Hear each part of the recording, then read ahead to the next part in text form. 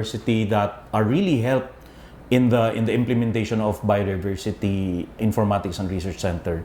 And I think that another important reason is that we wanted to expand also our collaborative efforts through the BIRC, and we're very lucky with our lead researcher, Dr. Sangila. She has developed an extensive network of researchers and research partners from Kansas University, Berlin Natural Museum, Toyo University, and some other universities in the country like Silliman and Xavier University and Ateneo de Manila. In fact, through the efforts of the BIRC coordinator, Dr. Sangila, we are able to implement a graduate level course which is jointly implemented by De Manila, Silliman, Xavier University, and this university. So these are a conglomerate of a plethora of factors that help us provide us a very good reason for us to implement it here. Toyo University sa Japan na siya? Yes. Okay, we're down to our last question na po. Okay. What are your hopes for? What do you hope would be the positive impact of this center, not only here in Caraga, in the Philippines, and might as well in the whole world in the coming years? Okay. One of the beautiful things about this center is that it is a multidisciplinary center which uses the latest technology, not just in the empirical mapping of species found in Agusan Marsh and in Mount Hilong-Hilong. It also uses informatics, which is basically the domain of computer sciences and databasing.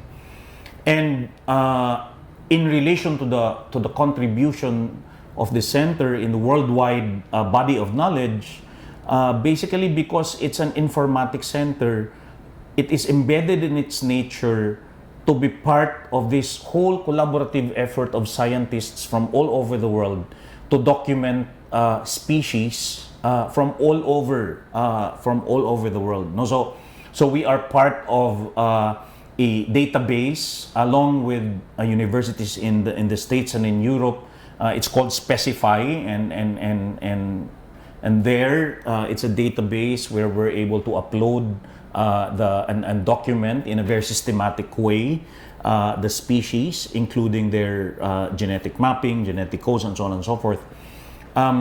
We're even excited because there are species that have been discovered that are somehow, when we sent the specimen to Berlin, I think 2 years back, they said, oh, these are new species that are found. We thought that these are extinct, but they're actually here in Agusan Marsh and in Mount Hilong-Hilong. So that in itself is a huge contribution to the body of knowledge in the worldwide research. So to me, it's the Biodiversity Informatics Research Center has been, it's not a hope, but it's an ongoing contribution of the center. And the hope there is that with our scientists they just came back last week from a trip in Mount Magdiwata, and I think it's very interesting to note that they're finding some exciting species there now. So the hope is this will continue, and we will be continually helping out the worldwide science community in perhaps discovering new species, but at the same time documenting and hopefully creating this great body of knowledge from stakeholders all over the world. Of course, the second hope that I have is again a continuation of what we've been doing. So basically, it's awareness raising and advocacy, that the science is also for social progress. The science is also for social development. The science is also for the development of human community. So I know that Dr. Sangila is developing materials that will be distributed, no, developing materials for appreciation, hopefully to be distributed to our basic education students, no, so telling them that the kind of treasure that we have in Caraga, and this is not much raised in many shows and in social media.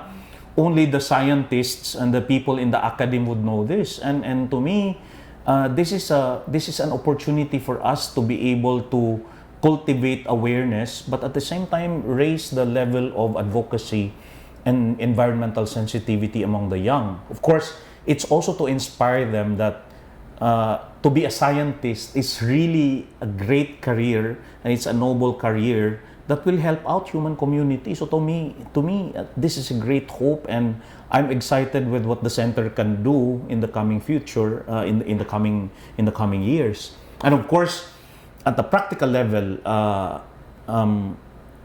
thirdly, perhaps, is the question on policy development and policy implementation. And I think this is where science can really help our policymakers, not only in Butuan, but also in the region and in the country. I know that our congressman here in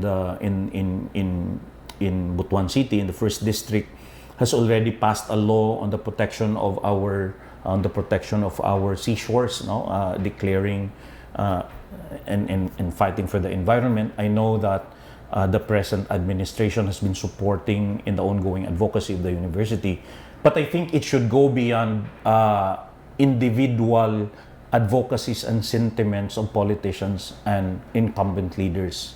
It should be enshrined in policies, in national policies that are implementable, and policies which will have an impact on the environment, in not only in Mount Hilong-Hilong, but in other KBAs and KBAs in the country.